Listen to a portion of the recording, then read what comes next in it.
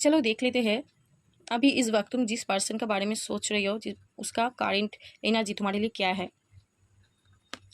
तो तुम्हारा जो पर्सन है वो तो तुमको लेकर ही पूरा दिन सोच रहा है, बहुत ही फीलिंग्स है, बहुत ही मतलब इमोशन बहुत है, बहुत लव महसूस कर रहा है तुम्हारे साथ।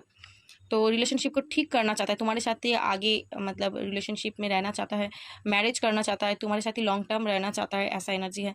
देखो फिर से हट का, तो तुम भी तुम्हारे पर्सन को बहुत प्यार करते हो, तुम्हारे पर्सन भी तुमको बहुत प्यार करता है, सेम एनर्जी है तुम दोनों का, ठीक है।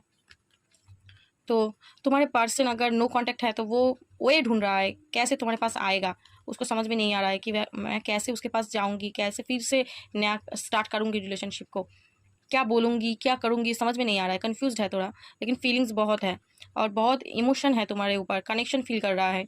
इस रिलेशनशिप ऐसा वैसा रिलेशनशिप नहीं है, उसको समझ में आ चुका है, ठीक है। तो तुमको बहुत ही वो पसंद करता है एंड तुम्हारे साथ ही आगे बढ़ना चाहता है। तो एनर्जी बहुत अच्छा है, एनर्जी को क्लेम करना, यूनिवर्स को ग्रेटिट्यूड प्रे करना। ओके, चलो थैंक यू सो मच।